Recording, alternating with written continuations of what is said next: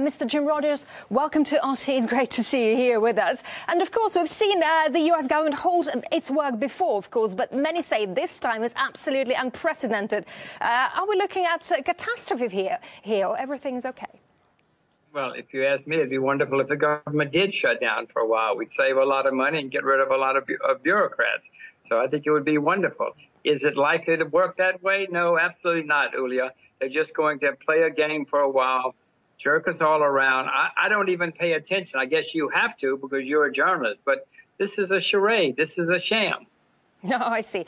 But the U.S. debt is growing and the debt ceiling still hasn't been fixed. Can we say that America is on the brink of default? No, they're not on the brink of default, Julia, because they can print as much money as they want.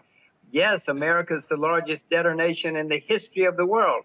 In the entire history of the world, Julia, no one has ever been this deep in debt, and it's going higher and higher.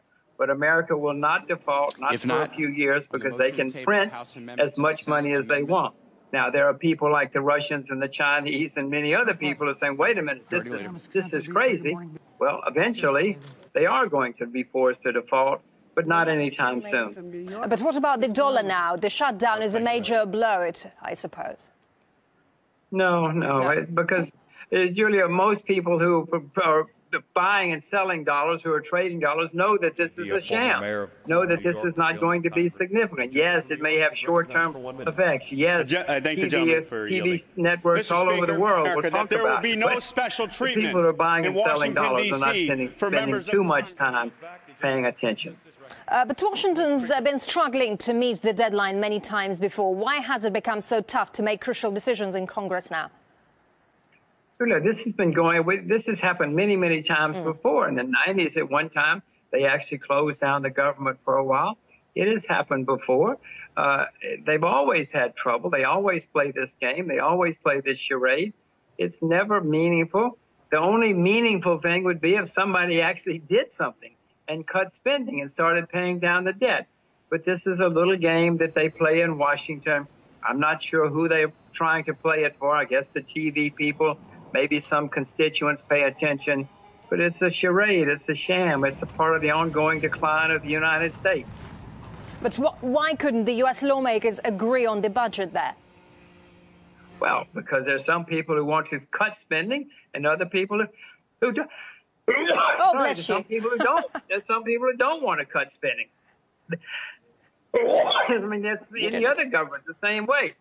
But no other government in the world that I know of has a debt ceiling like the United States, which is something they put in a few decades ago just to calm people down for a while, thinking that it would go away.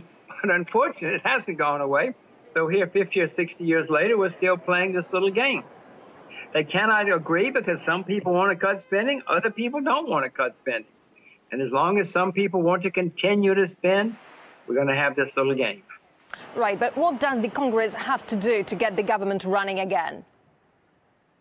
Oh, somebody somewhere is going to go into a back room and say, okay, this is what we'll say. We'll say that we all made this agreement. We agreed we would cut spending down the road, and then we'll continue to support your programs.